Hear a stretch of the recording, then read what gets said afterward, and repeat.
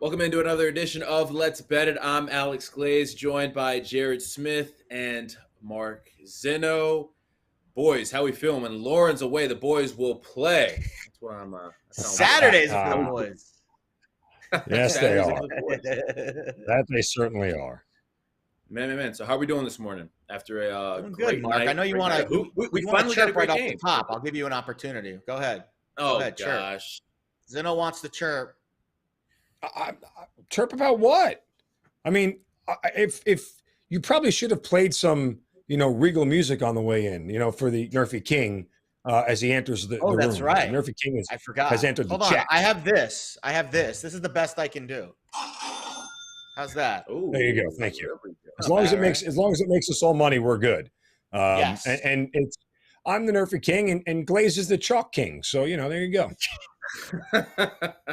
Listen, well, we both took a little L last night with the Celtics just in that second half. We're going to talk more about that game later, but just a brutal second half from the Celtics, and I mean, just a show from Steph Curry. I mean, we'll talk about that much later. But before we get into that, make sure that you are subscribing to the Pickswise newsletter, Wise and Shine. It is free, and listen, there are a lot of people behind the scenes doing a lot of hard work to make your life a lot easier, so you don't have to do any research at all. You can read their write-ups and read how they're feeling about the picks that are going on in today's action. So make sure you subscribe to that. The link to the description is in the description of the YouTube channel if you are watching on YouTube right now. And of course, make sure you're subscribing to the Pickswise YouTube channel. We do this show at 10 a.m.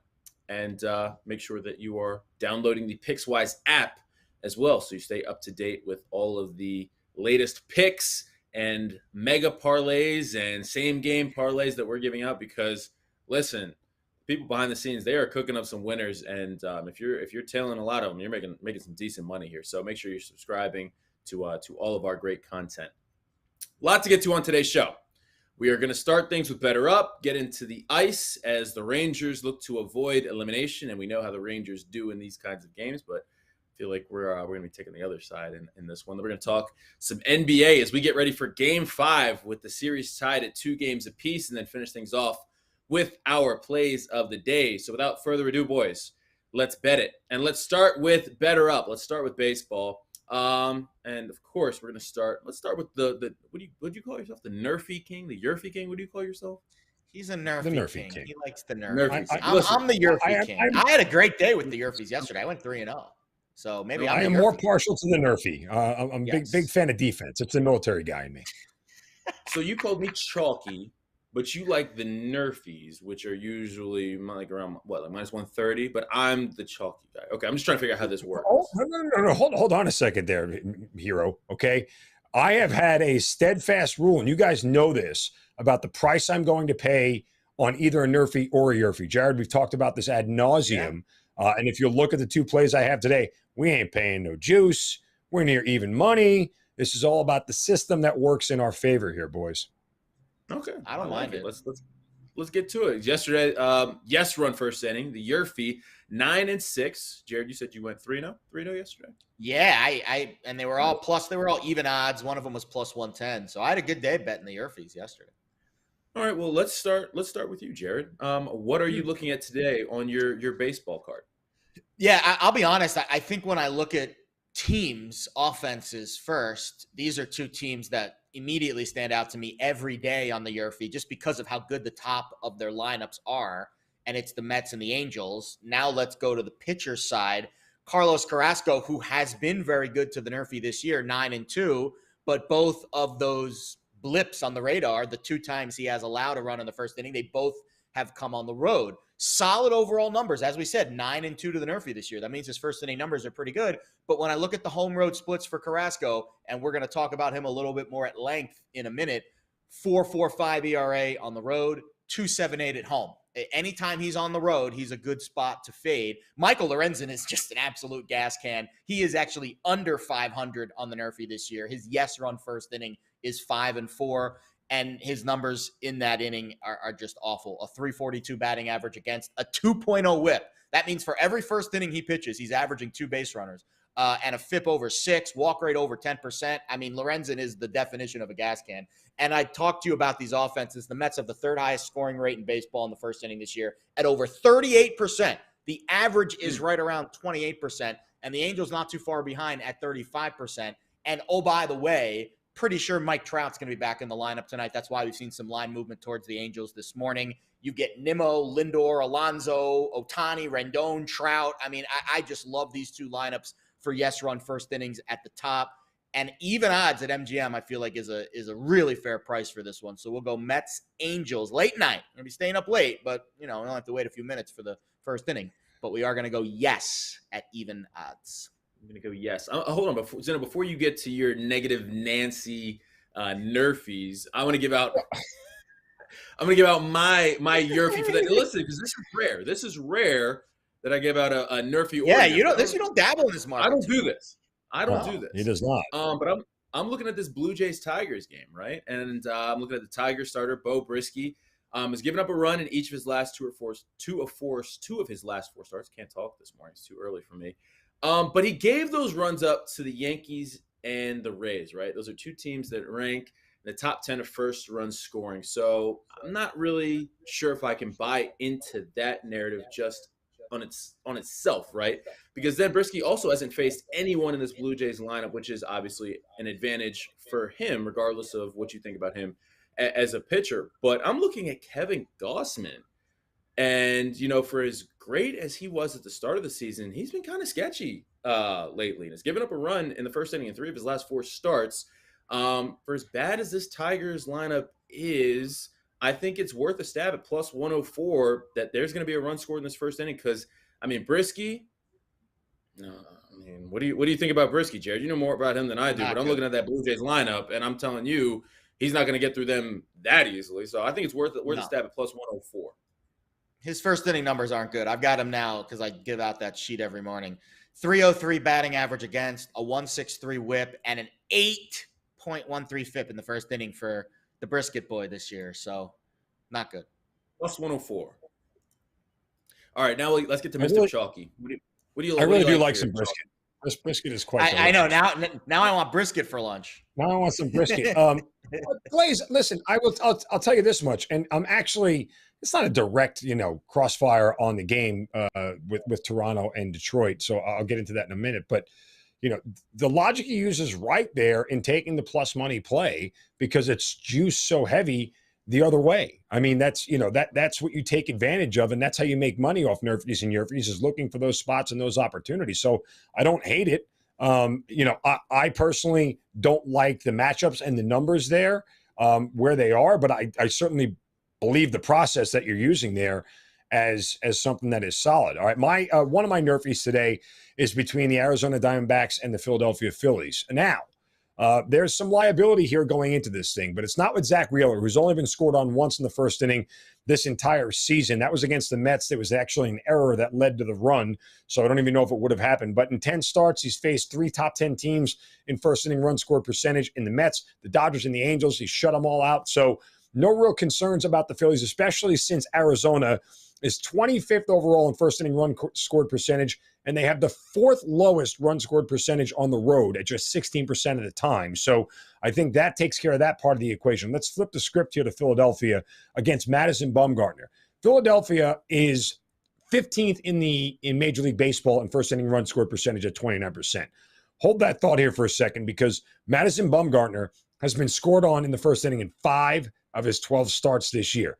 Not very good. So what I'm hoping here is to play the percentages of that 29%, because Philadelphia scored a run in the first inning in their last game and 1 of their last 3.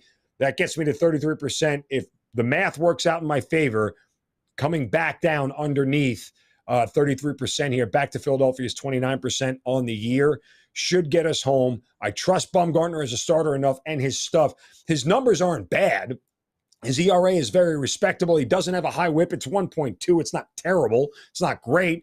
But still, this is a pitcher that's accomplished enough against the Phillies lineup that I feel like I can trust in this spot here at minus 106 It's a very favorable number here, despite the fact that it's juiced so heavily to over or the yes on a first inning run here. I'm going to go the opposite direction, take no run in the first inning here with both good starters I can rely on in Bumgarner and Wheeler. I like it. I like it. All right. Well, I didn't really particularly like the baseball slate today, but you guys have some other plays. Jared, let's start with you for your other plays on the baseball card. Yeah, I'll piggyback the Angels Mets handicap because it plays right into Carlos Carrasco staying under 17.5 outs, which he's only gone over this in 36% of his starts this year. 4 of his last 5 have stayed under. He started out the year pretty good, and he's kind of tailed off a bit, and I think that makes sense. He hasn't pitched a whole lot over the last few years, so you would expect the stamina and the consistency for Carrasco to be really the issue. And that being said, he's coming off a fantastic outing at San Diego. 7 innings, 2 earned runs, didn't walk a batter, struck out 10, which is a really high number for him. But he hasn't strung together 2 really good starts this year. And coming off of an outing that he threw 7 innings, I'm expecting just a hair of regression. And if we get just enough regression, he won't get through the 6, which is what he would need to do here in order to hit this prop. And when you look at the Angels lineup, 4 consecutive right-handed starters have stayed under this mark. They are really good against righties this year. Ohtani, the big lefty bopper at the top. And I just mentioned they're going to get Mike Trout back tonight. That should be a huge help. So we'll go Carrasco under 17.5 outs. The best price I saw was over at the Westgate. And I'm also going to bet a K prop. I'll actually have 2 K props today. I'll give you one at the end of the show. I'll give you one now. Tyler Wells, under 3.5 strikeouts. The Orioles starter today. They're at the Royals. Just a 27% hit rate over this number this year for Wells. 3 of 11 starts. Now, that's the equivalent of minus 267 odds, which obviously we wouldn't play that. I'd play this up to 40 or 50 cents. I'd probably cap it there. I mean, Wells is just, he doesn't have good stuff. 11th percentile K rate this year, 32nd percentile whiff rate. And the Royals are not a high strikeout team. 3rd lowest K rate over the last 7 days. And overall against righties this year, below average at 21%. And this Royals offense is hot. They scored 15 runs in the first 2 games of this series. They scored 8 runs last night. They're 10th in WRC plus over the last week. So Kansas City percolating a little bit with the bats. And we've got to give you one walks prop today. Not a great slate for walks props. Didn't really love the board too much, but there's one that I'll, dabble with, and it's very juicy. Michael Wacha over 1.5. Obviously, we're betting a walks prop. We got to put Wacha in the mix. Plus 175 here, guys. So this went over 1.5. Wacha did in his first 6 starts. His last 3, he's only walked 1 batter in his last 3. So it's kind of been this dichotomy for him this year. I'm not sure which Wacha we're going to get, but at plus 175, I'll take a chance that it's the former, which is the guy that walked over 1.5 in his first 6 starts, because he's facing a Mariners lineup that has the 3rd highest walk rate over the last week at almost 12%. And about half of the right-handed starters against the Mariners this year have gone over this. So again, if you're saying it's a coin flip and I'm getting plus 175, I'll take that very big plus money price. And he hasn't been good. 2 career starts in Seattle. Granted, these are with other teams. 0-1 with an ERA of almost 12. 3 walks in 7 innings. So he doesn't like Seattle, apparently. And we'll go over 1.5 walks at plus 175 for Wacha. Big number there. So Wells under 3.5 Ks, Wacha over 1.5 walks, and Carrasco under 17.5 outs. My pitcher props on the card today. Zeno, what you got? All right, 2 underplays and a little bit of a goofy parlay for you guys that might be fun for you as a show bet. But let's start with Toronto and Detroit, Glaze, the game that you talked about, the YRFI coming in, and I understand the logic behind it, and I like it. But I'm going to go the under here based off of Gausman. I know you talked about his struggles a little bit and where he hasn't been as sharp, but this Detroit offense is the worst in Major League Baseball, scoring just under 3 runs per game here. And you get Gausman on the mound at home, and that's really what the play is in the handicap, is that Gausman can shut down the entire Detroit offense. Now, Toronto's got a very middle-of-the-road offense, averaging just about 4 runs a game at home this year. If Detroit, who's got as good as a bullpen out there as anybody, just go check the numbers, can keep Toronto to about 6 runs in this game, I think 6-2 ends up being the final. That gets us home at under 8.5 at a moderate price here of minus 120, a little bit juicier than I normally like, but I'm more banking on Gausman to have a bounce back start here after some tough ones as he gets back home on the road. And oh, by the way, I told you I'm kind of swearing off K-props a little bit, except for specific circumstances. Gausman over 6.5 at minus 102. Detroit averages 9.6 Ks per game on the road. That's the fourth highest K rate on the road in Major League Baseball, if you're into that sort of thing, just throwing it out there. Yankees and Cubs under 9 in this game. Between these two teams last night, they went 1 for like 746 with runners in scoring position, and the one actual hit came in the 13th inning. 13 innings in a baseball game now seems like a marathon given the way extra innings are. That was the lone base hit they got with runners in scoring position, was the bottom of the 13th. I think there's some carryover into that. You get 2 starters in the game here, and Jordan Montgomery has been really good, and a young Matt Swarmer who's making his 3rd start, but he's got really impressive numbers, a 1.5 ERA and a 0.83 whip. So we get some carryover from an extra inning game last night and some cold bats here. Let's go to the under 9 at minus 110. If you want some fun here, guys, show bet. I'm fading both of the winning streaks in Major League Baseball right now on the run line. You got the Braves who have won 9 in a row, and you got the Phillies who have won 8 in a row. Phillies taking on the D-backs, plus 1.5 on the run line. Braves taking on the Pirates, plus 1.5 on the run line. Put them together, you get nearly 3-1, plus 292 on the bet there. So let's have a little fun on the anti-win streak run line here. You don't like fun. You don't like fun. Hey, why are you trying to give out fun? Why are you trying to change? Well, no. Listen, don't get mad at me because I call out your chalkiness. I don't want you to start giving slander in my direction. I'm always fun. Pepto-Bismol over here is going to give out a play later. Don't worry.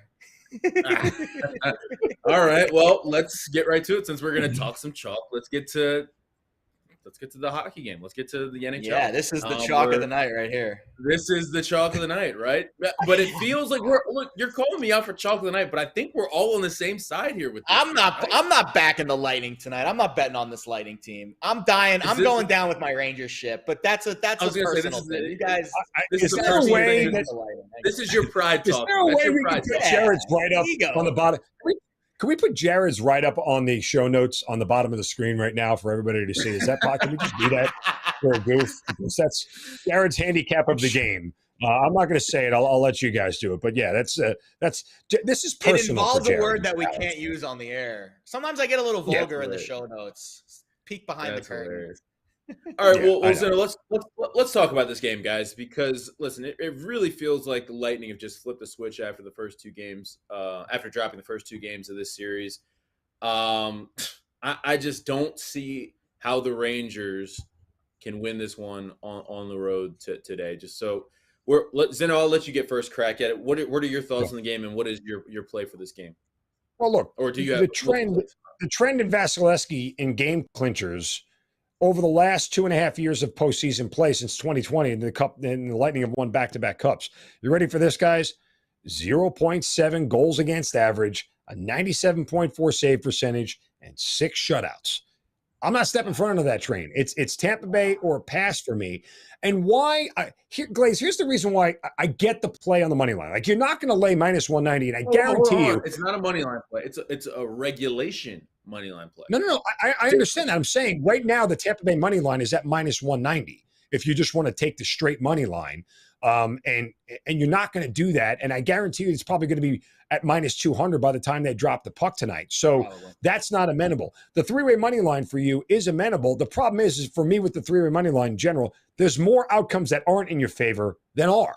And so that's why the number comes down so much. And I'm just kidding when I break your stones and saying it's chalky. It's the only play you really have on Tampa Bay in this game. The one value play I see in Tampa Bay is to lay the 1.5 on the puck line at plus 140 because of the way the game unfolded in Game 5. I hope Tampa Bay is in the 3rd period up by a goal and they bang an empty netter to win this thing 3-1 again, or 2-0, or whatever it is. That's really the best value play I see. The one play I will make is on the under. It's at 5.5. Here's the rub, guys. You can actually make this work out better in your favor and take an alternate total at 5 plus 140. I've seen it in plus 150 in certain places. If you take the total down to 5, and you know me, I'm willing to push. You get to walk back to the window and they hand you money. I have no problem with a push whatsoever when I'm getting plus money versus laying juice for an extra half point, extra half goal, whatever you want to say, at that point in time. So I like the under here. I take it at 5. I take it at 5.5 because it's only minus 115 in that spot. But nonetheless, at plus 140 at 5, take the under there as well. Jared, how are you feeling holding on to your Rangers ticket, given how the Rangers have played in this postseason in elimination games, given how Igor has looked for the majority of the postseason, maybe not so much on the road in Tampa, but how are you feeling about today's game? Not great. Not great, Bob, right? What's the meme? Not great, Bob, yeah. Yeah, I mean, Mark nailed the handicap. There's really not much to add to it. I'll say the Rangers are 2-7 on the road this postseason, but the 2 are both elimination games. And I guess that counts for something. Noteworthy. It's noteworthy for sure. Obviously, they're undefeated in elimination games this year because they're still in the playoffs. So that's not really a groundbreaking statistic. But I think the thing that is groundbreaking is the fact that they're only averaging under 2.5 goals per game on the road. And that is important because they just seem to be a different team on the road than at home this year. They have fed very well off of that MSG crowd, which has been fantastic.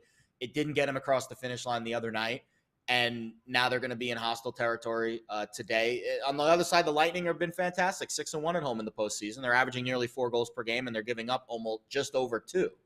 So there's no statistic that's going to point me in the Rangers' direction in this game. My Igor Conn Smythe tickets are hanging by a thread, but on the other side, that's why we put money on Vasilevsky to win the Conn Smythe a little bit earlier in the series, because I knew that one of those goalies would be in the final, and one of them was going to be the key to beating the Avalanche. So I still feel good about my overall futures position, but personally, I feel really crappy about the Rangers' chances in this game. Obviously, I want them to win. Do I think they're going to win? No. You guys are playing it in the proper way. That's the sharp way to play it. Is take the Lightning on the 3-way, or if you want to lay some puck line juice, no issues there. But I think on the other side, I will be a little bit contrarian, as I do think this game goes over. I think the 5 is a fair number here. It's been compressed down to a point now. We've had 4 straight unders, and now you're getting, I think, a little bit of value to the over on the 5 because 2 is a push, and that could literally happen in the second period. I know the Rangers have only scored a handful of goals over the last few games, but they are averaging over 2 goals on the road this postseason. And I know you throw in the Vasilevsky factor. Maybe you take off a half a goal there, so you put them at a flat 2. And the Lightning have been really good at home. And I think the empty net factor, the fact that the Rangers are going to be throwing everything, the desperation, no quit in New York, that should leave them a little bit exposed on the back end. I just think 5, it's at the point now where it's down enough. I'd be willing to play the over. But other than that, I'm just praying that the Rangers put out a good effort because their backs are obviously against the wall. All right, well, I'm going to save mine for the even though Zeno already gave out my play, I'll save it for the end for my play of the day. As we move on to the NBA, Klay Thompson said that last night was probably Steph Curry's best finals performance, and I probably agree with him. Wow. I mean, an absolutely historic night, season on the line.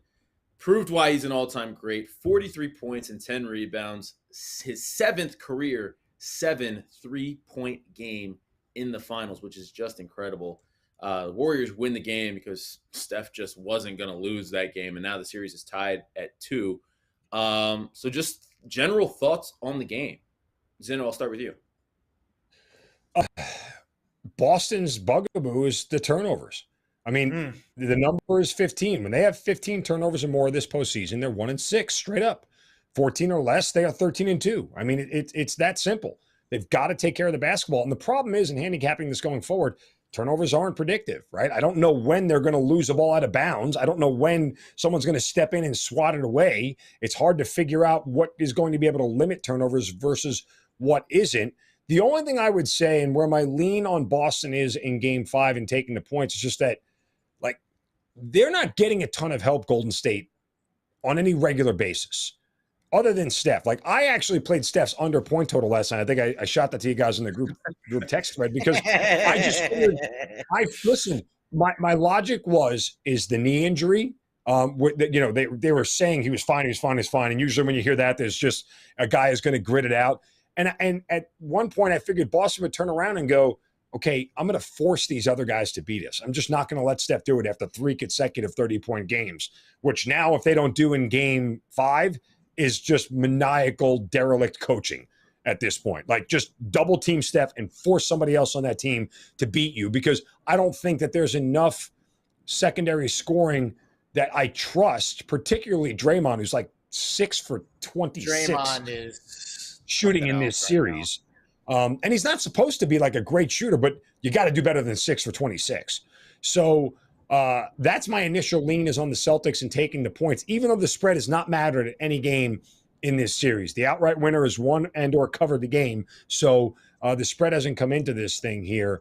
I'm a little more challenged by the total. I was right on the under last night on Pickswise.com, obviously on the wrong side with the Celtics and the points. But, again, I think that for Golden State, is Steph going to score 40 again, 35 again? They're going to need that if they're going to win the game. He's not dropping 40 again. Definitely. That was the outline. He can, yes. He can. He can, but the odds of it happening again are very slim, especially when you give Boston and Udoka 2 days to prepare, and they get a little extra break.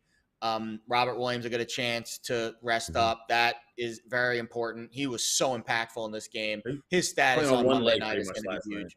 Yeah, by the way, guys, he has to be healthy for Boston to win this series. Has to be. Isn't Boston 7-0 after a loss this postseason? Yes. Aren't they? I was going to give you all the trends here.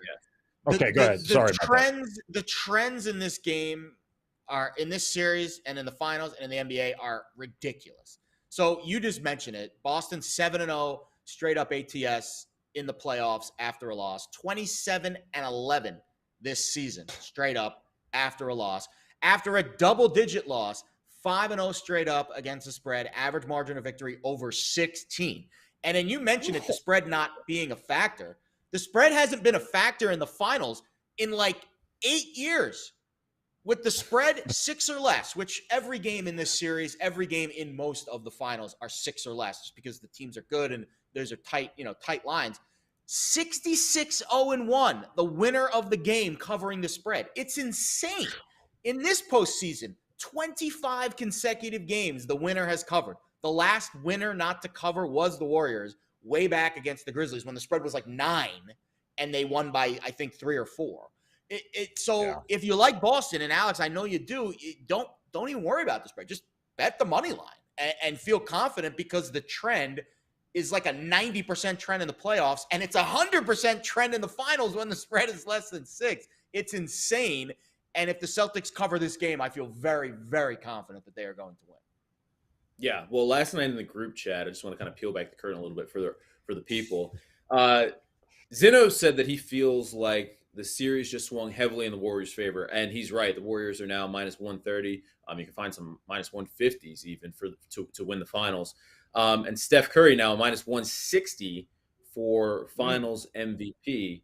So I'm going to just ask you guys, because Jared, you in the group chat said that you're going to hammer the Celtics Game 5. I'm with you. I'm on the Celtics. So just how are you guys feeling about Game 5 and the series moving forward? Because I think whoever wins Game 5 wins this series. Absolutely. And I'll be honest, the fact that the series price is less, like Boston right now is plus 125 to win the series at FanDuel. They're plus 136 on the money line in Game 5. That makes 0 sense to me. Just bet don't even worry about betting the series price. Just bet the money line in Game 5, because if they lose Game 5, you're going to get 2 or 3 to 1 to win the series. So I think that series price makes no sense. And Zeno, I'm curious your thoughts, because you've been the hot NBA capper here on Pickswise this year. To me, it's just except Boston except for last night. Let me just be that guy that calls out the L. Except for last night. I had the under. I am forced to make a pick on everything in the game. That's what the requirements which is very hard are. So I'm just busting your chops. Very hard to do. I know, it's okay. Listen, I can take it. If I dish it out, I certainly could take it. No, but I mean, my lean is on Boston at this point in time. It's really hard to bet against the Warriors at home. It's not going to surprise anybody if the Warriors win this game. And if the spread is going to come into play in a series or in a game in this series, it's probably here. Now, to your point, guys, I think the numbers are, and someone will have to double check me on this, but like the winner of Game 5 in a 2-all series, I think 77% of the time goes on to win the series. So obviously this is a And it huge tends to be swing the game. tighter of the games. It tends to be the tightest of all the games. And I have a hard time believing, as much as I've been a sucker for Golden State overs this entire postseason, I have a hard time believing that this game goes over initially, just kind of looking, right on the surface at things, just because of the way these teams have played each other. And in reality, too, not only did I mention that the Golden State Warriors have very little secondary scoring that you can count on, Jason Tatum has not been a great shooter in this series. I mean, he's putting up points, but his shooting has been bad. And so when you take that into account, that there's really only one guy making shots, and that's Steph Curry at this point. The under feels like it's probably going to come in again, despite the fact that we're sitting, a little bit lower than where we were in game 4. We're down to 212 again. So they flip-flop back and forth between that 212, 214, 215 numbers. So I don't know. It's a tough read at this point in time as far as the side is concerned. I hate betting against Golden State at home with this short of a number, but it's also that trend that's out there with Boston has been really, really good on the road here. So there's still a little bit more to dissect, but I would lean on the Celtics with the points. Everyone's going to bet the Celtics too because of these trends. That's the part that scares me. Do you think everyone's belting Celtics? No, I think the public's going to be on Golden State again. I think everyone's even though everyone in the media for the next 3 days, all we're going to be talking about is how the Celtics are after a loss. Like that's all anyone's going to be saying. I think all anyone's going to be talking about for the next 3 days is Steph Curry.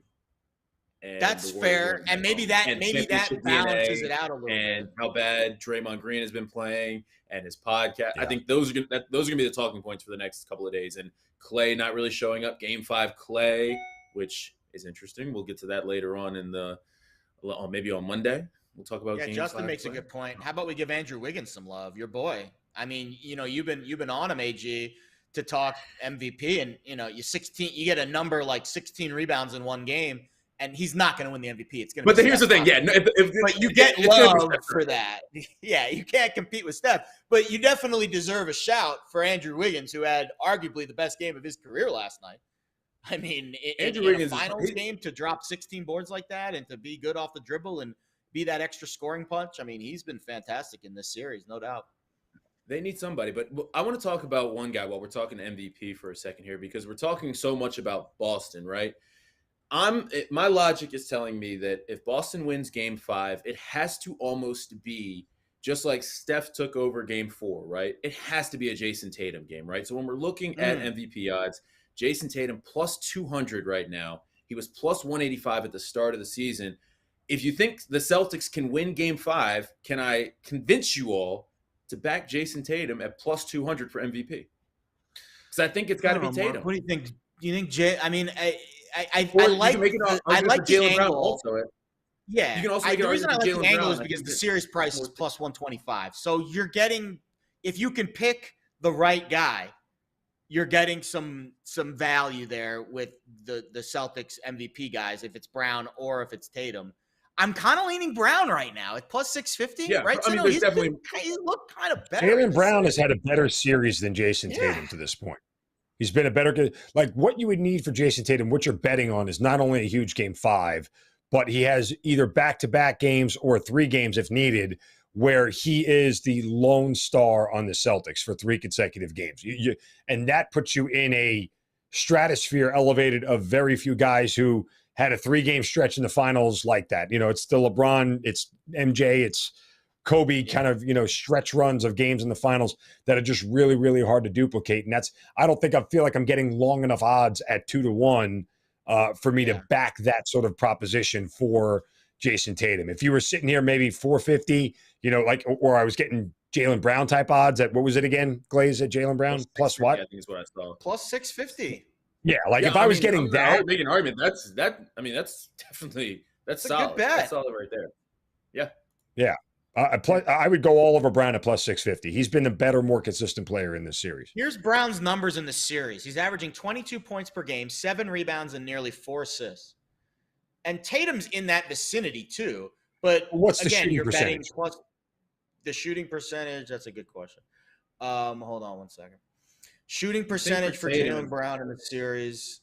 He is right at around. Hold on, it's loading. 44%, 35% from three. I mean, he's been really efficient in the series, and he's Go look his at turnover Tatum's shooting percentage. Tatum's got the same numbers. 22. He's 22, 7, and 8 in this series. Yeah, more assists, but probably worse shooting percentage. I'm guessing.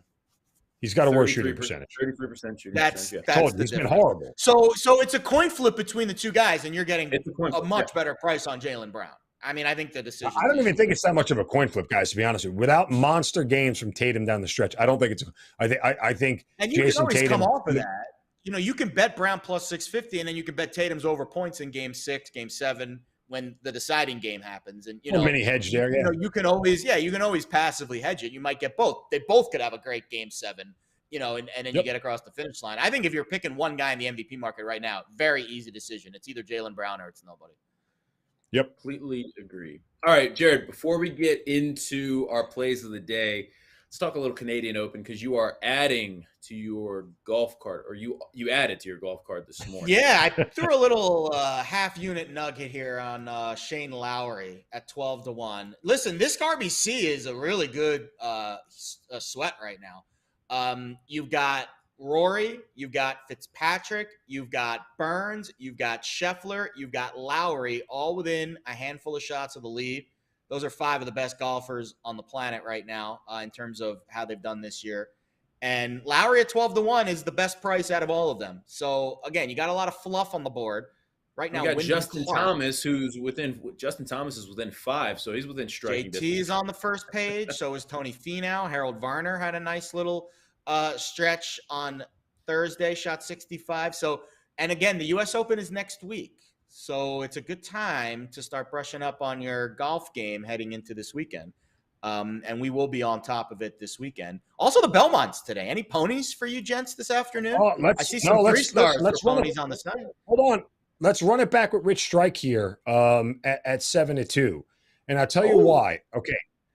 So if you think about the way Rich Strike won the Kentucky Derby, remember when they hit the final turn, coming out of that final turn, Rich Strike was in 11th place. There were 10 horses behind him.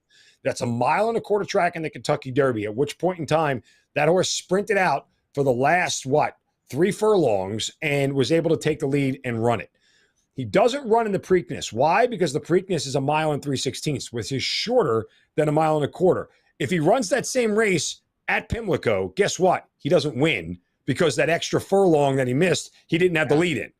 So now he comes back in the longest at 1.5 miles, where that horse still had gas left in the tank and still had room to run as it was running down. You got 2 extra furlongs to go to 1.5 miles.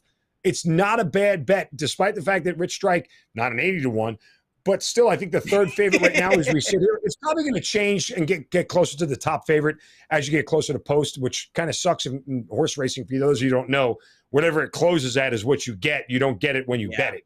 So if you bet it at 7-2 now and he closes at 2-1, you're getting your payouts 2-1. It's not like it is with the rest of sports betting, but it's not a bad bet to back Rich Strike here. I think the real key is find the other horse that's going to finish with him and box the exacta, and that's really how you make some money off this thing. Yeah, pari-mutuel wagering is what Mark's referring to there. That's where it's group. It's basically group betting. All the money gets put into a pool, and then whatever the odds are at the end. So interesting. Yeah, definitely not an 80-1. I wish it was 80-1. That's out of the bag on that one, boys. The only thing I've never gambled on is the ponies. So, Jared, do you have a play on the ponies? Dude, that's ridiculous that you are a Baltimore guy and have never gone to Pimlico. I'm reading the chat. I have been to Preakness. I have bet on horses before. Oh, okay. I thought you said you. No, okay, chill. You were about to jump down. I apologize. Jared, do you have anything for the Belmont today? I don't, but I will say this. Martin Pennington has 3 3-star bets for Belmont on the site. He's got one for race. I don't know which race is the actual Belmont Stakes. I think it's race 10, but he's got one for race 4, race 6, and race 9. And the names, listen, I've got to at least mention the names. Speak of the Devil, Jack Christopher. Maybe that's a shout out to our producer, Jack, who departed Pickswise yesterday, and Flightline. The 3 names of the horses Martin Pennington's betting on today. I feel like the names they make the races so much more exciting. I know that sounds really superficial, but I just love the names of these horses. They're so great. Well, Jared, you jumped the gun a little bit, giving some 3-star plays out on that are on the site. So let's just get to our plays then. And Jared, just start us off. Your play of the day. Yeah, first I want to give a shout to Dan Arestia, who gave out a lacrosse winner yesterday on Mac O'Keefe. He's got 2 more lacrosse bets today on Premier Lacrosse. I mean, I'm telling you, this PLL stuff is fun. These games are really exciting. Let me get to my 2 bets that we're on today. I think it's the Whip Snakes -1.5. Yep, Whip Snakes -1.5, and the over 24.5 in the Atlas and the Cannons. I'm only putting like a quarter, like a third of a unit on these, but I'm tracking my PLL bets, and I'm stoked to bet some PLL this summer because these games are fun to watch. My actual play of the day. So we talked about this pre-show, and I had Carrasco on play of the day, but then Mark Zinno, who is the Atlanta Braves expert, gave me his blessing on Zach Thompson over 3.5 strikeouts. I got in at plus money over at FanDuel this morning. This has moved now to odds on at minus, I think, 130. If you shop around, you might be able to find a better price, but I think the fact that this has moved so significantly tells me it's the right side. I feel good about it.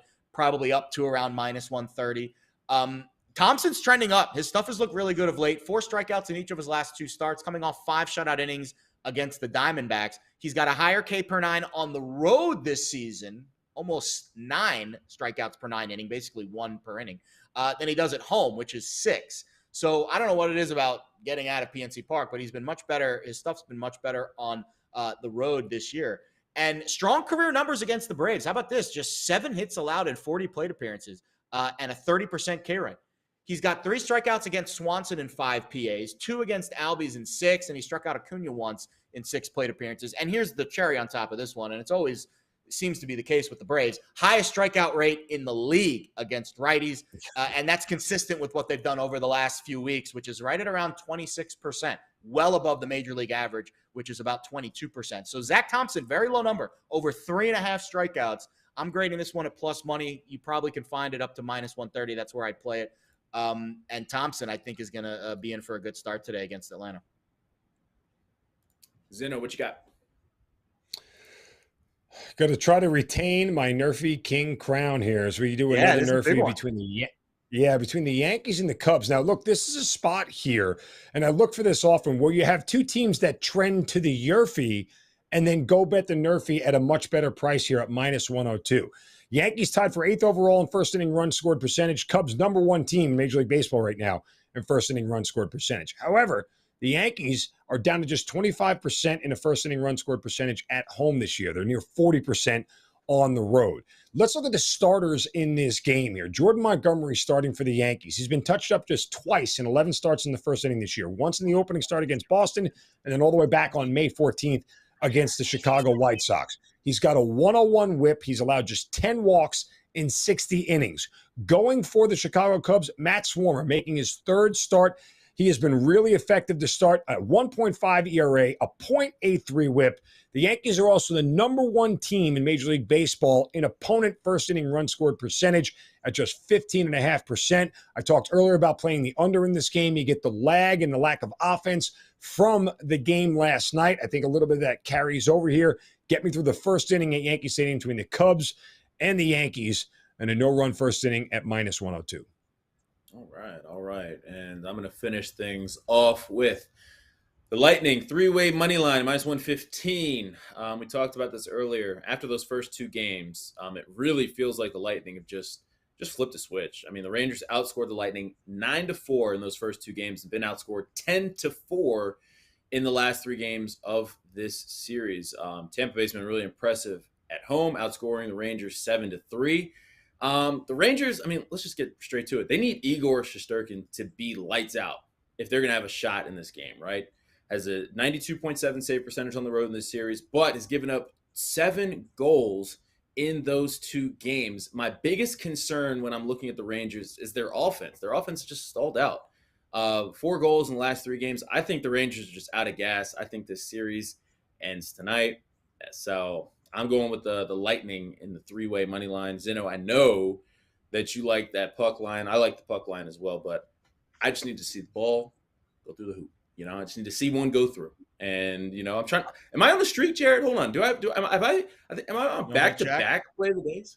Am I? Yeah, Let's check that. I right think I'm now. on back to You know, back. actually, I was going to mention this. We haven't done a show with me, Lauren, and Mark anytime soon, but Mark is getting close Is to Mark streaky? LJ's mark right now. LJ better Oh, keep is he? her eye on the rearview mirror. Yeah, AG, you've got 2 in a row going, and you've been the streaky one. I'm streaky. AG goes 4 in a row, then loses 3 in a row. Now he's on a 2-win streak. Mark, you're on a 3-win streak right now, but Zeno, you're up 11.2 units, and LJ's down to 14.8. She's been in a little bit of a slump lately. So I'll be honest, if I'm predicting by the end of baseball season, Zeno's in front of Lauren. That's just my 2 cents on the POD market for LBI. Comment from producer The volatile market with the LBIs. Volatile market with the LBI. Comment from producer Justin about my streakiness. He says I'm the J.R. Smith of Play of the Days. The J.R. Smith. I think that's fair. I feel like all right. Well, that will do it for keep your shirt on, bro. Just keep your shirt on. 7 yet. Well, hold on. Don't tempt me to. Don't. No, I did. I think I had 6 in a row at one point. I think you're right, Jared. Yeah, I had 6 in a row at one point. We've gotten to 7 multiple We've gotten to 7. Nobody's never get past 7. I've gotten to 7 once. You got to 7. I think I've gotten twice. I can't get past 7. It's like the glass ceiling. Seven's the magic number. It is the magic number. Now I have a goal. Thank you, guys. Exactly. No, that's the goal. We always want to one-up each other. That's friendly competition here on the show. That's our vibe. That's how we do it. That's how we do it. All right. Well, that will do it for us today for Jared and Mark. I'm Alex. Good luck with all your plays tonight.